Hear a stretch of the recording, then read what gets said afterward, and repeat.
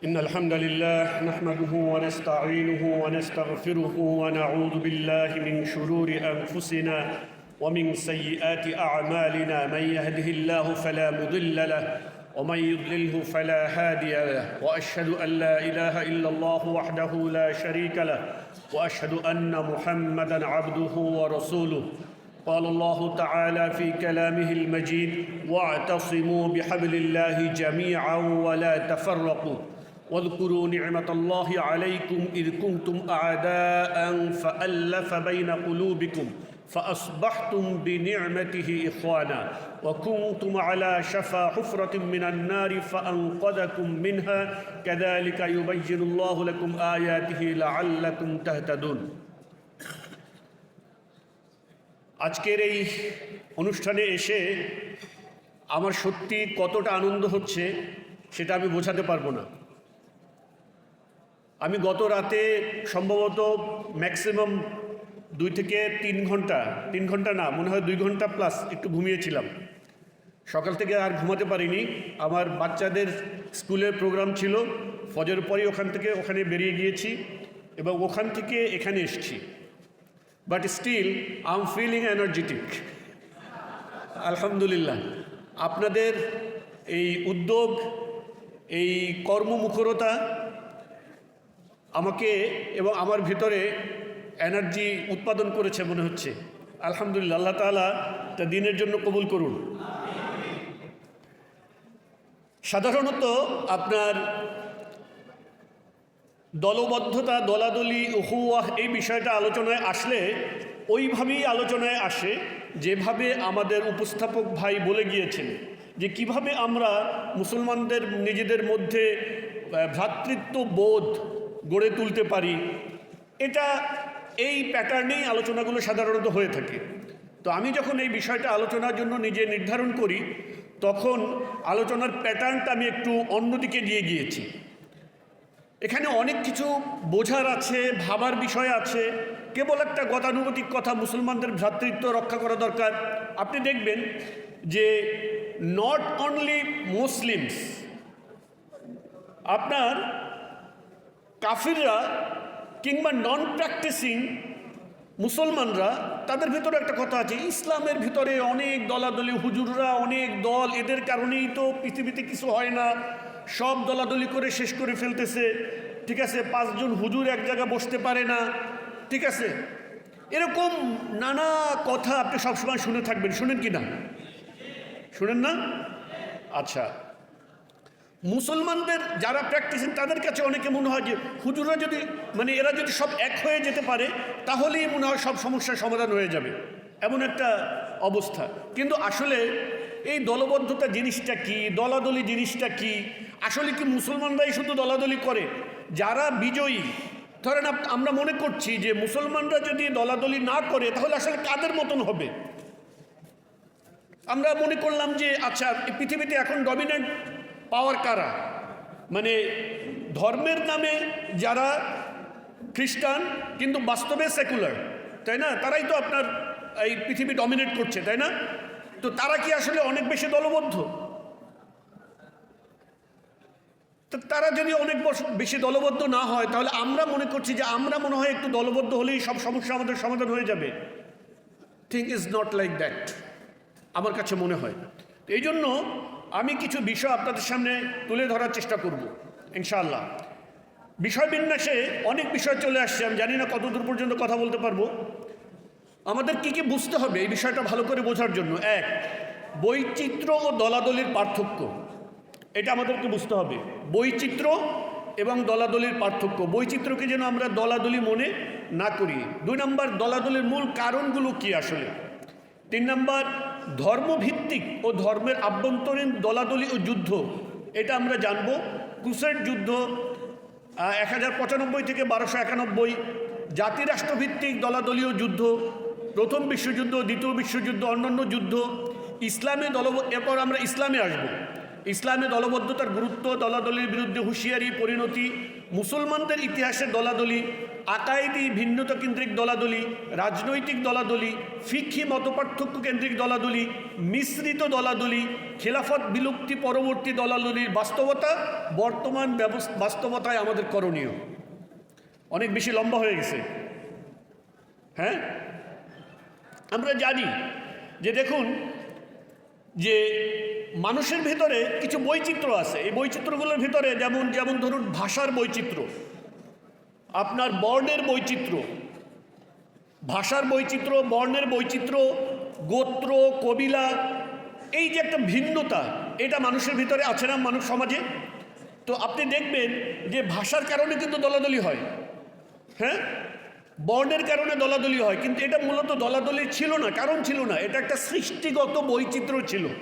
আল্লাহ তাআলা বলছেন, ইন্না ফি খালকিস সামাওয়াতি ওয়াল আরদি ওয়া ইখতিলাফি আলসিনাতিকুম ওয়া আলওয়ানিকুম, যে নিশ্চয়ই আসমান ও জমিনের সৃষ্টি এবং তোমাদের বর্ণ ও ভাষার বৈচিত্র্যের ভিতরে আল্লাহ তাআলার কি আছে? নিদর্শন আছে। তাহলে বর্ণ ও ভাষা এগুলোকে কেন্দ্র করে কি হওয়ার কথা ছিল না? দলাদলি হওয়ার কথা ছিল না।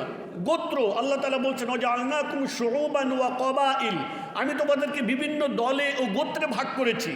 কিন্তু গোত্রে কিন্তু আমরা মারামারি দেখি না? এক গোত্র আরেক গোত্রের সাথে মারামারি করে, অথচ আমরা দেখছি যে আল্লাহ বলতেছেন আমি তোমাদেরকে কি করেছি? গোত্র এবং কবিলা ভাগ করে করে বানিয়েছি। ওইটার কারণ কি ছিল? লিতাআরাফু, যেন তোমরা পরস্পরকে চিনতে পারো। তাহলে যেটা ছিল বৈচিত্র্য, সেটাকে বানানো হয়েছে কিসের কারণ? শত্রুতার কারণ। এখানে আমরা দেখতে পাই যে মূল কারণগুলি আমরা পর্যবেক্ষণ করি, তাহলে আমরা দেখব যে আপনার এই দলাদলিগুলো কত কারণে হতে পারে মানুষের ভিতরে। দেখেন, ধর্ম ও বিশ্বাস, এটাকে কেন্দ্র করে মানুষের ভিতরে কি হয়? ভিন্নতা, ভিন্ন ভিন্ন দল তৈরি হয়। ধর্মের কারণে আমরা মুসলিম ও খ্রিস্টান ও হিন্দু ও বৌদ্ধ দল হয়েছে না আলাদা। এরপরে দেখেন আপনি এই দল আওয়ামী লীগ, ওই দল বিএনপি, ওই দল জামাত, আবার তার একটা বিশ্বাস, এটা সাব, এটার কারণেও দলাদলি হয়। জাতিগত, দলগত, গোত্রগত, অর্থাৎ ব্যক্তি স্বার্থের কারণে দলাদলি হয়। আপনি দেখবেন যে ইউনিভার্সিটিতে আপনার দেখবেন মেয়ে একটাকে পছন্দ করছে, সেটার পিছনে অন্যরা ঘুরতেছে, তো স্বার্থটা ছিল তার, সে এটা নিয়ে দল একটা পাকায় ওরে গিয়ে মার দিছে। হয় কি হয় না? হয় না? তো স্বার্থটা ছিল ব্যক্তিগত, কিন্তু এই ব্যক্তির স্বার্থে এসে তারা কি করলো? দল পাকালো। আপনার বৃত্তের অহংকার, আপনি দেখবেন যে G8 একটা আলাদা গ্রুপ, হ্যাঁ। তারপরে আপনার এরকম বিভিন্ন রাষ্ট্রের দল আছে না আলাদা আলাদা, তারা আসলে কিসের কারণে আলাদা? বৃত্তের কারণে, বর্ণের কারণে আলাদা হয়। হোয়াইট সুপ্রিমেসি থাকে, শক্তির অহংকার। ওয়ার্ল্ডে কয়টা রাষ্ট্র সুপার পাওয়ার? তারা পারমাণবিক বোমা রাখতে পারবে, আপনার যদি ক্যাপাসিটিও থাকে এটা বানানোর, আপনি রাখতে পারবেন না। তাহলে এটা কিসের অহংকার? শক্তির। সে আপনাকে জোর করে আপনাকে বাধ্য করবে নট টু হ্যাভ ইট। তারপরে দেশাত্মবোধ ও জাতীয়তাবাদী অহংকার, এইগুলোকে কেন্দ্র করে মূলত আপনার কি শুরু হয়? নানা রকম মানব সভ্যতার মধ্যে দলাদলি এগুলো শুরু হয়।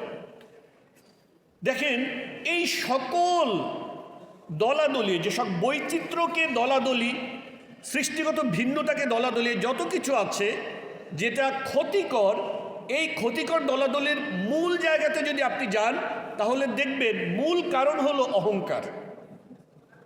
মূল কারণ কি? অহংকার। এবং এই অহংকার প্রথম করেছিল ইবলিস। কে করেছিল? ইবলিস। সে এসে বলেছিল যে আনা খায়রুম মিন, আমি আরেকজনের, আমি আদমের চেয়ে কি শ্রেষ্ঠ। সে আমার তুকা ক্বালা আনা খায়রুম মিনহু, আমি তার চেয়ে শ্রেষ্ঠ। খলাকতানি মিন নার, আমাকে বানিয়েছো আগুন দিয়ে। ওয়া খলাকতাহু মিন তিন, তাকে বানিয়েছো মাটি দিয়ে। তাহলে আমি শ্রেষ্ঠ। তাহলে এই মাটি দিয়ে বানানো এবং আগুন দিয়ে বানানো, এই দুইটা ছিল একটা সৃষ্টিগত বৈচিত্র্য। সেই বৈচিত্র্যকে কি বানিয়েছে? কিসের কারণ? শ্রেষ্ঠত্বের কারণ। লক্ষ্য করেছি? তাহলে সৃষ্টিগত বৈচিত্র্যকে শ্রেষ্ঠত্বের কারণ বানানো, এটা হলো আপনার দলাদলি এবং যুদ্ধ, খুনোখুনি, হানাহানি, এর একেবারে সেন্টার পয়েন্টকে যদি আমরা নক করতে চাই, এটা হলো সেটা। আচ্ছা, দেখেন, ধর্মভিত্তিক ও মানে যখন দলাদলির কথা আসে, সেকুলারদের মুখে আপনার একটা জিনিস সবসময় শুনবেন, এই ধর্ম পৃথিবীতে কি করে দিল, শেষ করে ধর্ম হল আফিমের মতন। শোনেন না এ কথা? ধর্ম কিসের মতন? আফিমের মতন। এটার থেকে দূরে থাকতে হবে। কারণ কি? এই ধর্ম মানুষকে আপনার উগ্র করে দেয়, ধর্ম মানুষকে দলে দলে মানে বিভিন্ন শ্রেণীতে ভাগ করে, একদল আরেক দলের সাথে যুদ্ধ করে, এরকম কথাবার্তা এস্টাবলিশ করা হয়। সো আমরা যদি দেখি যে এই সেকুলার রাষ্ট্র ব্যবস্থা ভিত্তিক যে বয়ান, তাদের ভিতরে আসলে এই ভিন্নতা এবং দলাদলি এগুলো আছে কিনা, আর ধর্মের নামে জিনিসটা কেমন আছে, দুইটার পার্থক্য কী এবং পরিমাণ কি, আমরা একটু দেখি। দেখেন, পৃথিবীতে মেজর রিলিজিয়ন, যেটা আব্রাহামিক রিলিজিয়ন যেগুলোকে বলা হয়, এগুলোই মূলত মেজর রিলিজিয়ন। এই মেজর রিলিজিয়নের ভিতরে মূলত ইসলাম, খ্রিস্টানিটি, আপনার আপনার ইসলাম এবং খ্রিস্ট ধর্ম এবং ইহুদি ধর্মে, এই তিনটা ধর্মই কিন্তু আপনার মেইন পৃথিবীতে। এছাড়া আপনার নন আব্রাহামিক যে রিলিজিয়ন, এগুলো আপনার ইন্ডিয়ান কিছু ধর্ম এখানে আসছে। আপনার যেমন ধরেন কি আছে, হিন্দু ধর্ম, তার শিখ ধর্ম, জৈন ধর্ম, এরকম কিছু ধর্ম হচ্ছে আলাদা, যেগুলো মাইনর, অত মেজর না। হিন্দুদের ভিতরে আপনার অনেক ভিন্ন ভিন্ন আছে, বৈষ্ণববাদ। অনেকে মনে করে যে ইসলামের ভিতরে খালি দলাদলি, কিন্তু আসলে ব্যাপারটা তা না। আপনি দেখেন, হিন্দুদের ভিতরে বৈষ্ণববাদ, শৈববাদ, শাক্তবাদ, স্বার্থবাদ, তারপরে শ্রুতিবাদ, তারপরে অনেক রকম আছে। খ্রিস্টানদের মধ্যে ক্যাথলিক, প্রোটেস্ট্যান্ট, অর্থোডক্স, তারপরে পেন্টেকস্টাল, পুনরুদ্ধারবাদী, নানা রকম দল আছে। আপনি দেখেন তো, আমরা যে বলছি যে মুসলমানদের সমস্যা কেবল এই একটু দল টল থাকা, তাহলে তারা তো পৃথিবী ডমিনেট করতেছে, তাদের এই দল থাকাটা তাদের মধ্যে প্রবলেম হইল না কেন? ইহুদিদের মধ্যে আপনি দেখবেন যে অর্থোডক্স, হারেদি, কারাইট, মেসিয়ানিক, এরকম আরও অনেক দল আছে। কনজারভেটিভ আছে, পুনর্গঠনবাদী, রিকনস্ট্রাকশনিস্ট, এরা আছে। বৌদ্ধদের মধ্যেও আছে। তার মানে আমরা দেখতে পাই যে সব ধর্মের মধ্যে কি আছে?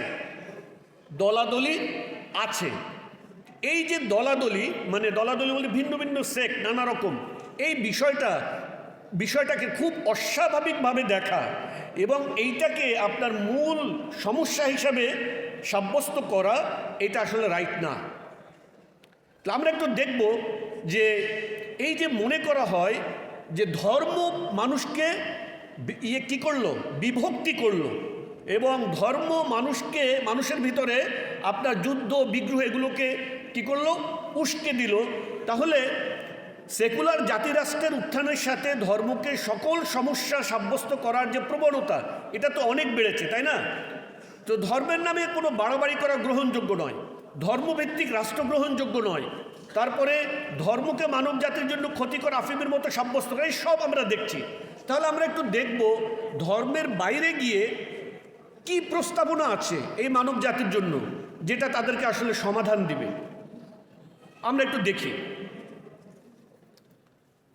আমরা দেখে আসবো যে ধর্মযুদ্ধের কারণে আপনার যে দলাদলি যে হয়, দলাদলিটাকে আলটিমেটলি ক্ষতিকর, ভয়ঙ্কর, এটাকে কেন সাব্যস্ত করা হয়? কারণ দলাদলিকে কেন্দ্র করে মানুষের ভিতরে যুদ্ধ বিগ্রহ হয়, ক্ল্যাশ হয়, খুনোখুনি হয় না? এটার কারণেই তো দলাদলি জিনিসটা আলটিমেটলি খারাপ। কিন্তু আপনার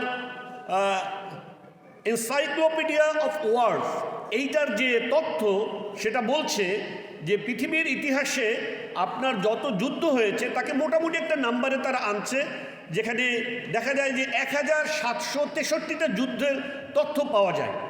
এই যুদ্ধের ভিতরে মাত্র 123টা যুদ্ধ হয়েছে ধর্মভিত্তিক, ধর্মের কারণে। মাত্র 123টা যুদ্ধ হয়েছে ধর্মের কারণে, যেটা টোটাল যুদ্ধের, মানব ইতিহাসের টোটাল যুদ্ধের 6.98% মাত্র। আচ্ছা, এর মধ্যে কি কি যুদ্ধ যদি আমরা দেখি, বড় যে যুদ্ধগুলো আমরা মানব ইতিহাসে জানি ধর্মকে কেন্দ্র করে হয়েছে, তার মধ্যে একটা হলো ক্রুসেড, তাই না? ক্রুসেড যুদ্ধে মূলত বিভিন্ন বর্ডার আছে। আপনার 1 to 9 মিলিয়ন মানুষের আপনার মৃত্যুর একটা সংখ্যা বলা হয়। এখানে অনেকগুলো আপনার আছে, আপনার সাইটেশন আছে এখানে।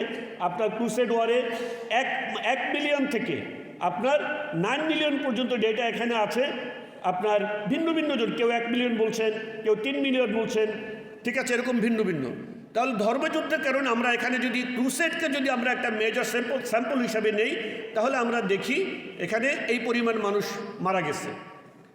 মুসলমানদের ভিতরে আপনার কিছু আভ্যন্তরীণ কলহ হয়েছে, আমরা জানি।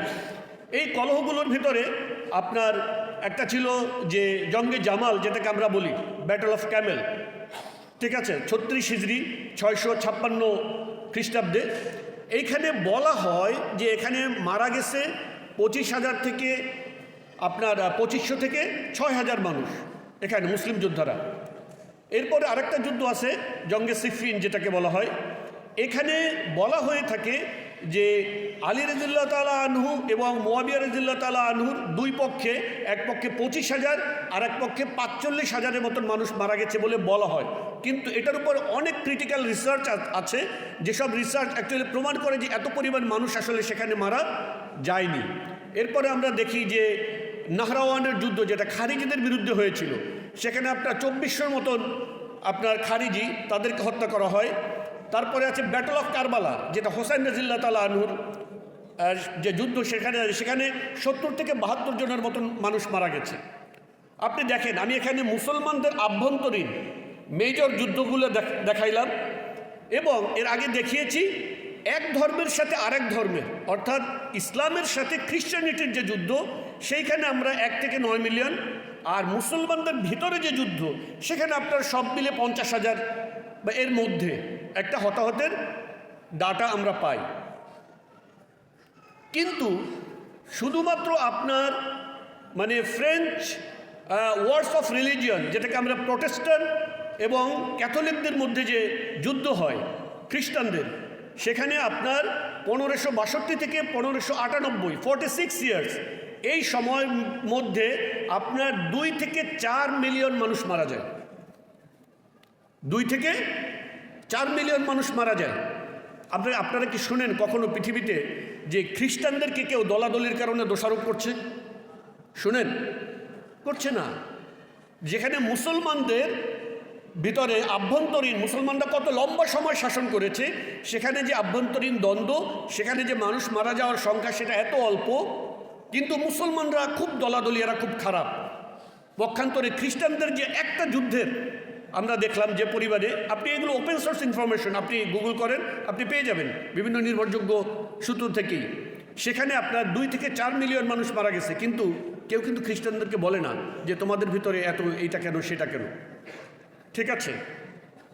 এবার আমরা একটা জিনিস দেখাবো যে বাংলাদেশেও আপনি দেখবেন, যে কথা আগেও বারবার বলছি আমি প্রত্যেকবার, যে মুসলমানদের ভিতরে শুধু কনফ্লিক্ট, অ্যাজ ইফ অন্য কারো ভিতর কনফ্লিক্ট নাই। আমি বাংলাদেশের যে গণতান্ত্রিক রাজনৈতিক দলগুলো আছে, এই আওয়ামী লীগ, বিএনপি, জাতীয় পার্টি, এরা এই ধরনের যে রাজনৈতিক মানে যারা আপনার রাজনৈতিক ব্যবস্থার মধ্যে যারা কি করে, এই গণতান্ত্রিক ব্যবস্থার মধ্যে যারা রাজনীতি করে, তাদের মধ্যে একটা তথ্য আমি আপনাদেরকে দেই। আইন ও সালিশ কেন্দ্রের তথ্য অনুযায়ী 1999 থেকে 2013 সাল পর্যন্ত 15 বছরে রাজনৈতিক সহিংসতায় মারা গেছেন 2234 জন। মনে রাখেন সংখ্যাটা, 2234 জন। ইত্তেফাক, জনকণ্ঠ, ভোরের কাগজ ও সংবাদে প্রকাশিত রিপোর্ট অনুযায়ী 1991 থেকে 98 সাল পর্যন্ত সময়ে রাজনৈতিক সহিংসতায় মারা গেছে 285 জন মানুষ। মানবাধিকার সংস্থা অধিকার বলছে, শুধু 2001 সাল থেকে 2013 আগস্ট পর্যন্ত সময়েই রাজনৈতিক সহিংসতায় প্রাণ হারিয়েছেন 3,926 জন। কতজন? 3,926 জন। এবং আহত হয়েছেন 1,58,211 জন। খেয়াল করি, সংখ্যাটা মনে রাখি। এবার আমরা এই দেশে ইসলামের নামে কিছু সহিংসতা হয়েছে, খুনোখুনি হয়েছে, মারা হয়েছে, সেইটার ডেটাটা আমি আপনাদেরকে দেখাই। 1999 সালে উদিচি হামলা, 10 জন নিহত, 200 আহত। 2001 ছায়ানটে 12 জন নিহত, 30 জন আহত। 2002 ময়মনসিংহ কয়েকটা সিনেমা হলে বোমা হামলা হয়, 18 জন নিহত, শতাধিক আহত। 2004 রাজশাহী বাগমারায় বাংলা ভাইদের যে ঘটনা, সেটাতে জানেন যে 5 জন নিহত, 50 জন আহত। 2004 21 মে সিলেটে ব্রিটিশ হাই কমিশনার 3 জন নিহত। কি এটা কি? হ্যাঁ, এত তাড়াতাড়ি শেষ করা যাবে না, অনেক সময়। আচ্ছা, 2005 বগুড়া ও নাটোরে বোমা হামলায় 2 জন নিহত, 70 জন। 2005 দেশব্যাপী বোমা হামলা, 2 জন নিহত, 50 জন আহত। 2005 ঝালকাঠি 2 জন বিচারক, 1 জন আইনজীবী। 2005 গাজীপুর বোমা হামলা, 10 জন আহত, 30 জন নিহত। মোট এই যে সময়ের ভিতরে জঙ্গিবাদে দেশ ভয়ঙ্কর অবস্থায় ভরে গেছে, ঠিক না? এই সময়ের ভিতরে মোট নিহতের সংখ্যা হলো 64 জন এবং আহতের সংখ্যা 635 জন। কিন্তু এর আগে আপনাদেরকে দেখিয়েছি যে 3,926 জন মানুষ মারা গেছে এবং 1,58,211 জন আহত হয়েছে। কেউ কি এদেশে বলছে এই গণতান্ত্রিক রাজনৈতিক দলগুলোর কারণে এই দেশ রসাতলে গেল, এদের সবাইকে ব্যান করা উচিত? কেউ কি বলেছে? No one. সো মুসলমানদের ভিতরে অনেক দলাদলি, মুসলমানরা অনেক ভয়ঙ্কর, এই যে তথ্য, এই যে ন্যারেটিভ, এই যে বর্ণনা এটা দেওয়া হয়, দিস ইজ নট রাইট। আপনি এবার দেখেন জাতিরাষ্ট্রভিত্তিক যুদ্ধ এবং দলাদলি। প্রথম বিশ্বযুদ্ধ ধর্মকে আপনার, আচ্ছা এবার আমরা দেখি যে ধর্ম অনেক খারাপ, ধর্ম মানুষকে বিভাজন করে, ধর্ম মানুষকে দলাদলিতে নিয়ে যায়, ধর্ম মানুষকে যুদ্ধে উস্কে দেয়। এর বিপরীতে সেকুলারদের বর্ণনা কি? সেকুলারদের বর্ণনা কি? যে ধর্মভিত্তিক রাষ্ট্র হতে পারবে না, এটা খুব খারাপ। তাহলে রাষ্ট্র হবে কিসের ভিত্তিতে? নাগরিক রাষ্ট্র, সিভিক স্টেট, তাই না? সিভিক স্টেটের প্রপোজাল। আমরা দেখি যে পৃথিবীতে 195টা কান্ট্রি আছে বর্তমানে। কতগুলো? 195টা। এর ভিতরে 193টা হলো আপনার মেম্বার স্টেট, আর 2টা কান্ট্রি, একটা জানেন এদেরকে মেম্বার বানানো হয় না, একটা হলো তার ভিতরে প্যালেস্টাইন অবজারভার স্টেট হিসেবে রাখা হয়েছে, আরেকটা হলো ভ্যাটিকান সিটি। তাহলে আমরা দেখেছি একটু আগে যে মেজর রিলিজিয়ন হলো পৃথিবীতে 3-4টা, মেজর রিলিজিয়ন 3-4টা, সব মিলে আপনার উল্লেখযোগ্য 10-15টার মধ্যে, বাকিগুলো তেমন উল্লেখযোগ্যই না। তাহলে যদি মানুষের ভিতরে হানাহানি, খুনোখুনি কিংবা কারণ থাকে, তাহলে তার ভাগ ছিল মাত্র 10টা। কিন্তু এই যে 195টা রাষ্ট্রে আপনি ভাগ করলেন, এখন পক্ষ কতগুলো হয়েছে? 195টা। এবং প্রত্যেকটা রাষ্ট্রের সাথে প্রত্যেকটা রাষ্ট্রের যুদ্ধ হওয়ার সম্ভাবনা আছে, ঠিক না? তাহলে জাতি রাষ্ট্রের প্রস্তাবনার মাধ্যমে আপনি কি মানব সভ্যতাকে আরেকটা ভালোর দিকে নিয়ে যাচ্ছেন, নাকি আরও বেশি খুনোখুনি, আরও বেশি হানাহানির দিকে নিয়ে যাচ্ছেন? উই মাস্ট আন্ডারস্ট্যান্ড ইট যে ধর্মভিত্তিক রাষ্ট্রকে ভিলিফাই করা হয়, ক্রিমিনালাইজ করা হয়, মানুষকে ভীত সন্ত্রস্ত করা হয় যে ধর্মভিত্তিক রাষ্ট্র ভয়ঙ্কর, ঠিক না? সেটা আমাদেরকে বুঝতে হবে। আপনি দেখেন প্রথম বিশ্বযুদ্ধে মারা গেছে কত? আমি সংক্ষেপে একেবারে শেষে বলি। মোট নিহতের সংখ্যা প্রথম বিশ্বযুদ্ধে, শেষ ডাটাটা একেবারে আপনার 1,76,11,000। এটা কোনো ধর্ম মারছে এই পরিমাণ মানুষ? 1,76,11,000। আহত 2,12,19,000। দ্বিতীয় বিশ্বযুদ্ধ আপনার সামরিক নিহত আপনার 20 থেকে 25 মিলিয়ন, মানে 2 থেকে 2.5 কোটি। বেসামরিক 50 থেকে 55 মিলিয়ন, মানে 5 থেকে 5.5 কোটি। নিখোঁজ আপনার প্রায় 35 লাখ, আহত 2.5 কোটি, 25 কোটি। এই যে 2টা যুদ্ধ, এই যুদ্ধ কি ধর্ম করেছে পৃথিবীতে? না। কিন্তু আমরা কি কখনো এই জাতিরাষ্ট্র যে ব্যবস্থাপনাটা, এটা একটা ক্রিমিনাল সিস্টেম, এইটা মানুষের ভিতরে অনেক বেশি বিভাজন তৈরি করে এবং মানুষকে মানুষের বিরুদ্ধে আপনার কি করে উস্কে দেয়। এবং আরও অন্যান্য অনেক যুদ্ধ আছে, এই যুদ্ধগুলো আপনার জাতিরাষ্ট্রের মধ্যেই হয়েছে বিভিন্ন সময়। এখন আমরা ইসলামের দিকে আসতে পারি। একটু পানি। আল্লাহ তাআলা মুসলমানদেরকে বলেছেন কি করতে? দলবদ্ধ থাকতে। কোরআনের অনেক আয়াত, যেটা আমি প্রথম তেলাওয়াত করেছি, আপনারা জানেন, ওয়াতাসিমু বিহাবলিল্লাহি জামিআন, যে তোমরা একত্রিত হও এবং আল্লাহ রজ্জুকে শক্ত করে ঐক্যবদ্ধভাবে তোমরা আঁকড়ে ধরো। এটা আল্লাহ তাআলা আমাদেরকে বলেছেন। অনেক আয়াত আছে, অনেক হাদিস আছে, যেটাতে আমাদেরকে কি করা হয়? ঐক্যবদ্ধ থাকার উপরে গুরুত্ব দেওয়া হয়। এবং আমরা জানি অনেক আয়াত আছে, হাদিস আছে যেটা দলাদলের বিরুদ্ধে হুঁশিয়ারি দেয়। এটা আমরা পড়ে নিব, আমরা সকলে এই তথ্যগুলো জানি সাধারণত। ঠিক আছে,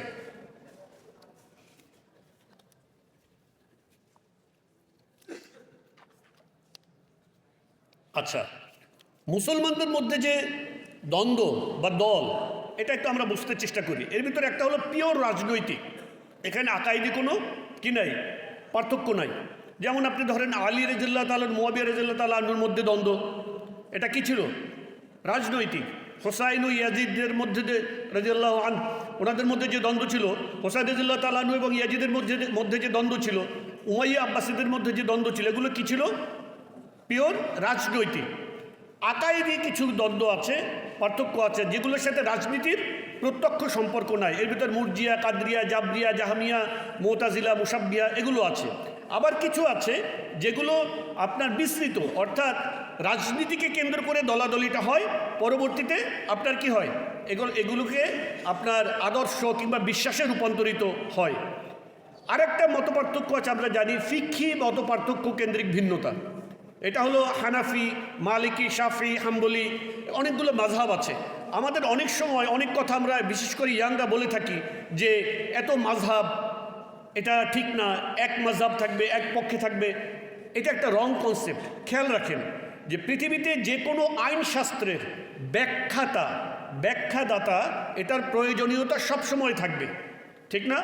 আপনারা আমাদের দেশে অনেক সময় দেখবেন যে দেশে একজনের ফাঁসি হলো, তার উকিল এসে বলবে যে এই আইন এইটা লঙ্ঘন করা হয়েছে, আর রাষ্ট্রপক্ষের উকিল এসে বলবে যে সম্পূর্ণ আইন অনুসরণ করে তাকে কি করা হয়েছে, তার ফাঁসি কার্যকর করা হয়েছে। আপনারা এটা শোনেন নাই কখনো? এই উভয় দল কি করতেছে? একই আইনের ভিত্তিতে কাজ করছে না?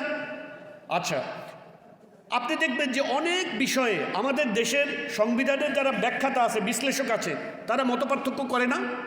করে। সো একটা ব্যবস্থা, জীবন ব্যবস্থা, যেটা গোটা বিশ্ব মানবতার জন্য শতে শতে দেশের মানে অঞ্চলের একেবারে পৃথিবীর সকল প্রান্তের মানুষ যে ব্যবস্থাটা পালন করবে, ব্যবস্থাটা মেনে চলবে, এত বৃহৎ একটা ব্যবস্থার মধ্যে যখন আপনার আইনের বিষয়ে নানা রকম ব্যাখ্যা বিশ্লেষণের প্রয়োজন হবে, তখন ভিন্নতা, মতপার্থক্য হবে না। Why do we expect so? আমরা কেন এটা আশা করি? এটা একটা খুবই ভুল চিন্তা এবং ভুল ধারণা। সুতরাং এইটাকে নিয়ে আমরা যেন কি না করি, আপনার মতপার্থক্য এবং ভিন্নতা এটা না করি। সামগ্রিকভাবে মুসলমানদের যে রাজনৈতিক ভিন্নতা আমরা যদি ধরি, খোলাফায়ে রাশেদা, এরপর উমাইয়া খেলাফত, আব্বাসী খেলাফত, আমাদের এদিকে মুঘল সাম্রাজ্য, ওদিকে অটোমান সাম্রাজ্য, এটা একই সময় ছিল। আচ্ছা, এরপর আমরা দেখি যে ইসলামের যে খেলাফত ব্যবস্থা, এই ব্যবস্থা যখন আপনার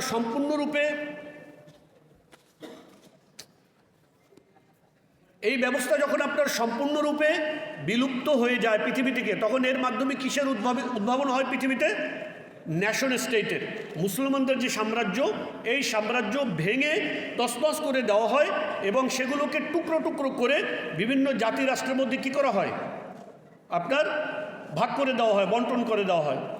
এর প্রেক্ষাপটে আপনার অনেক আপনার কি বলে তানজিম ও ইমারা উদ্ভাবিত হয়। আপনি আমাদের অঞ্চলে যদি দেখেন, বালাকোটের সৈয়দ আহমদ শহীদ, ফরাইজি আন্দোলনের হাজী শরিয়তুল্লাহ, শাইখুল হিন্দের রেশমিরুমাল আন্দোলন, ইমারতে বাংলার আপনার বীর নেসার আলী তিতুমির, এই সংগঠনগুলো বিভিন্ন সময় আপনার ইসলামকে আবার রিভাইভ করার জন্য, কায়েম করার জন্য আপনার সংগঠিত হয়।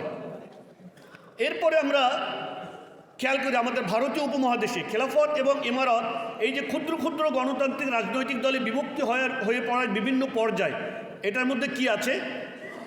যখন আপনার ওদিকে ব্রিটিশ সাম্রাজ্য, ওই আপনার আমাদের যে কেন্দ্রীয় খেলাফত ব্যবস্থা, এটার যখন অবস্থা টালমাটাল, এবং আমাদের এখানে যখন ব্রিটিশ শাসন চলছিল, ওই সময় এই অঞ্চলে আমাদের খেলাফত ব্যবস্থাকে আরও সুসংহত করার জন্য মুসলমানদের মধ্যে যে একটা সচেতনতা তৈরির যে আন্দোলন হয়, সেটাকে এই উপমহাদেশে খেলাফত আন্দোলন বলা হয়ে থাকে। এই খেলাফত আন্দোলন আপনার এখানে যখন হয়, তখন আপনার এদিকে আবার ব্রিটিশদেরকে খেদানোর যে আন্দোলন, এটাও তখন দানা বাঁধতে থাকে। আমরা জানি যে মহাত্মা গান্ধী সে তখন তাদের বিরুদ্ধে নন ভায়োলেন্ট নন কোঅপারেশন যে প্রক্রিয়া এটাতে যায়, এবং মুসলমানদের উপরে যে জুলুম নির্যাতন হয়, যে অত্যাচার হয়, যে পরিমাণে কিলিং হয়, এটা কিন্তু এদেশের হিন্দুদের উপরে ওই পরিমাণ প্রথমে হয় নাই। তারা দেখা যায় অনেক ক্ষেত্রে ব্রিটিশদের সহযোগিতা করত, এবং ব্রিটিশদের চাকরি বাকরি জমিদারি তাদের শাসন ব্যবস্থা এগুলোকে পরিচালনার জন্য তাদের একটা অংশগ্রহণ কি থাকতো, সবসময় থাকতো। যেখানে যখন আপনার মুসলমানদের উপরে জুলুম নির্যাতনের মাত্রা চরম পর্যায়ে পৌঁছে যায় এবং অনেক পরিমাণ মানুষকে হত্যা করা হয়, তখন ওলামায়ে কেরাম দারুল উলুম দেওবন্দ কী করেন, প্রতিষ্ঠা করেন, এবং এর মাধ্যমে আপনার দিন কায়েমের পর্যায় থেকে অন্তত আমরা যেন দিনের চেতনা নিয়ে, দিনের বুঝ নিয়ে, জ্ঞান নিয়ে যেন অন্তত টিকে থাকতে পারি, এই স্তরটা শুরু হয় এখানে আপনার। এরপরে আপনার মহাত্মা গান্ধীর জাতীয় কংগ্রেসের যে খেলাফত আন্দোলনের যুগপৎ ব্রিটিশ আন্দোলন, ইসলামী রাজনীতিতে এরপর থেকে মূলত বেসামরিক শান্তিপূর্ণ ধারার প্রচলন শুরু হয়।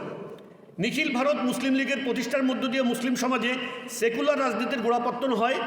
দিন কায়েমের নামে বিভিন্ন দলে বিভক্ত হয়ে পড়া শুরু হয় এবং মুসলিমদের সামরিক ও রাজনৈতিক কার্যক্রমকে ক্রিমিনালাইজেশন করার আপনার প্রক্রিয়া শুরু হয়। সো এখানে আমাদেরকে যে জিনিসটা বুঝতে হবে সেটা হলো যে এই সব কিছুর ফলাফল কি দাঁড়িয়েছে আমাদের দেশে।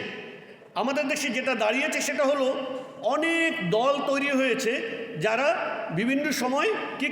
বিভিন্ন সময় বিভিন্ন প্রেক্ষাপটে তৈরি হয়েছে, যাদের সবারই যদি আপনি উদ্দেশ্য জিজ্ঞেস করেন তাহলে দেখবেন যে একটা সময় গিয়ে তাদের উদ্দেশ্য এটাই ছিল যে আমরা পৃথিবীতে আবার কিভাবে ইসলামী শাসন ব্যবস্থা এটা ফিরিয়ে আনতে পারি, এরকম একটা চিন্তা অধিকাংশ দলগুলোর আপনার প্রতিষ্ঠার সময় ছিল। বাংলাদেশে 70-এর উপরে ইসলামী দল আছে, এর ভিতরে 11টা আছে নিবন্ধিত, এর ভিতরে তরিকত ফেডারেশনও আছে। তারা ইসলামী দল নামের কি এদেশে আপনার নিবন্ধিত। যে এই যে দলবদ্ধতা আমাদের মধ্যে তৈরি হয়ে গেছে, এটা একটা ঐতিহাসিক বাস্তবতা, এটা এক্সপেক্টেড না, কিন্তু এটা বাস্তবতা, গ্রাউন্ড রিয়ালিটি। এইটাকে আমরা কিভাবে ডিল করব, এটা একটা গুরুত্বপূর্ণ বিষয়। বুঝতে পেরেছি? এগুলোকে যদি আমরা ডিল করতে চাই তাহলে আমাদেরকে বুঝতে হবে যে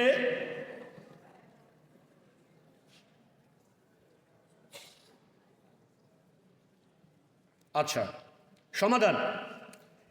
দেখুন, আমি একটা কথা অনেক সময় বলে থাকি, যে একটা গল্প, যে এই দেশে আপনার লোকেরা একটা ছেলে কিভাবে আবাহনী করে, কিভাবে মোহামেডান করে। বলে যে আমার কাজিন এসে শীতের দিনে আমি চুলার পিঠে বসে খাচ্ছিলাম, পিঠা খাচ্ছিলাম। তো আমার কাজিন এসে জিজ্ঞেস করলে, তুই কি আর্জেন্টিনা না ব্রাজিল? তো আমি বললাম ব্রাজিল। তো আমার কাজিন বলল, আরে না, তুই ব্রাজিল না, আমি তো ব্রাজিল, তুই আর্জেন্টিনা হ। আমি সেই থেকে আর্জেন্টিনা। বুঝতে পারছেন? তো আমাদের দেশে অধিকাংশ ক্ষেত্রে আপনি দেখবেন, আমি অমুক আওয়ামী লীগ করে, অমুক বিএনপি করে, অমুক মানে জাতীয় পার্টি করে, অমুক দল করে। বিশেষ করে এই সকল ট্রেডিশনাল দলগুলো, এগুলো মানুষ অনেক চিন্তা ভাবনা করে এর আদর্শ কি, এর বিশ্বাস কি, এর চিন্তা কি, এইভাবে করে না। ওর বাপ এই দল করতো তাই সে কী করে, ওই দল করে। ও ক্যাম্পাসে আসার পরে প্রথম ওরে একটু হেল্প পাইছিল অমুক দল থেকে, সেই থেকে ও দলে যোগ দিছে। এরকম নানা রকম কারণ, যেগুলো মূলত সুচিন্তিত সুপরিকল্পিত কোনো চিন্তার ভিত্তিতে এটা গড়ে ওঠে নাই। সেরকম মানুষ এরকম নানা দলের ভিতরে কি চলে আসছে। এবং ইসলামী দলগুলো যখন দেখছে আমরা কি করব, আমাদের তো কিছু একটা করা দরকার দিনের জন্য, তখন সে তার আশেপাশে যারা আছে তাদেরকে নিয়ে কি করছে, একটা দল গঠন করছে, যে আমরা ইসলামের উত্থানের জন্য, ইসলামী শাসন ব্যবস্থা ফিরিয়ে আনার জন্য কাজ করি। তো আমরা এখানে যারা ধরেন জাগিরনগরে এখানে আপনারা যারা আছেন, আপনারা আজ থেকে 50 বছর আগের কথা চিন্তা করেন, 30 বছর আগের কথা চিন্তা করেন, যে তখন ইন্টারনেট ছিল না, এত ইনফরমেশন ছিল না। আপনারা এখানে চিন্তা করছেন যে আমরা একটা দল বানাই, এটা দিয়ে আমরা দেশে ইসলাম কায়েম করব। ধরেন আপনার নওগাঁ, ওখানে আরেক কিছু মানুষ একত্রিত হয়েছে, তারা মনে করেছিল আমরা একটা ইসলামী দল করি, ইসলামের উত্থান দরকার। আপনি ধরেন কক্সবাজার, ওখানে একদল মানুষ দিন, এইভাবে নানা দিকে বিভিন্ন দল, এগুলো কি হয়েছে, তৈরি হয়েছে। এই দলগুলো সাধারণভাবে এদের ভিতরে ইসলামের প্র্যাকটিসও আছে, তারা আল্লাহকে স্বীকার করে, ইসলামী জীবন ব্যবস্থা প্রয়োজন এটা স্বীকার করে, এবং তারা সালাত আদায় করে এবং ইসলামের কথা বলে। সুতরাং সামগ্রিকভাবে তাদের মধ্যে একটা ইসলামের কি আছে, মাত্রা আছে। আপনি তাদেরকে ইসলাম থেকে বের করে দিতে পারবেন না। সুতরাং এগুলোকে আমরা আমভাবে মুসলিম দল মনে করব। কি মনে করব? মুসলিম দল মনে করব, এক। দ্বিতীয়ত হলো, আপনি আপনার দলের ভিত্তিতে ওলাবারা করবেন না। খেয়াল রাখেন, ওলাবারা হলো ইমানের ভিত্তিতে। ওলাবারা কিসের ভিত্তিতে? ইমানের ভিত্তিতে। আপনি যে একটা দল করেন ইসলামের বিজয়ের জন্য, এই দল করাটা এটা এই দলটা ইসলামের যে সামগ্রিক যে আপনার বন্ধন, এই বন্ধন আপনার দলের মধ্যে সীমিত না। এটা যত মানুষ ইসলামের ভিতরে আছে, ইমানের ভিতরে আছে, সকলের জন্য আপনার ইমানি বন্ধন প্রযোজ্য। সুতরাং আপনি আপনার দলের উপরে এসে ইমারার আয়াত, হাদিস, আয়াত এগুলো প্রয়োগ করবেন যে ব্যক্তি জামাত থেকে বিচ্ছিন্ন হয়ে গেল, দল থেকে বিচ্ছিন্ন হয়ে গেল, সে তার গলা থেকে ইসলামের রজ্জু খুলে ফেললো, জাহিলিয়াতের মৃত্যুবরণ করবে, এইটা সঠিক। কিন্তু এর অর্থ এই নয় যে আপনার দল থেকে সরলে সে জাহিলিয়াতের কি মৃত্যুবরণ করবে। আপনার দল ক্ষুদ্র একটা খুসুসি একটা দল, ইমারাত, এইটা যার যতক্ষণ ভালো লাগে সে ততক্ষণ করবে। কারো যদি এটা ভালো না লাগে আর একটা ভালো লাগে, সে গিয়ে ওইটা করবে। এইটা কোনো অপরাধ না, অন্যায়ও না।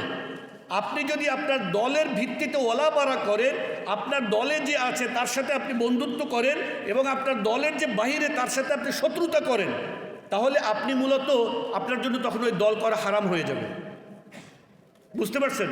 কারণ তখন আপনি দল করছেন না, মত পার্থক্য করছেন না, আপনি তখন বিভেদ তৈরি করছেন, তাফাররুক করছেন। কারণ আপনার এই দলের ভিত্তিতে আপনি আরেকজন মুসলিমকে আপনি আপনার বন্ধন থেকে কি করছেন, সরিয়ে দিচ্ছেন। এটা করা যাবে না। আপনি তাবলিগ করেন, আপনি মজলিস করেন, আপনি শিবির করেন, আপনি আন্দোলন করেন, যে দল যারাই করছেন না কেন, সকলের ভিতরে আপনারা একটা ভ্রাতৃত্ব বন্ধনকে রাখবেন, বজায় রাখবেন। 3, আকলের মানে কিতাব ও সুন্নাহর উপরে কখনো আকলকে প্রাধান্য দিবেন না। খেয়াল রাখা চাই যে যত দল এবং আপনার যত ভ্রান্তি তৈরি হয়েছে, এটার মূল সোর্স এবং উৎস হলো কিতাব ও সুন্নাহর উপরে আকলকে প্রাধান্য দেওয়া।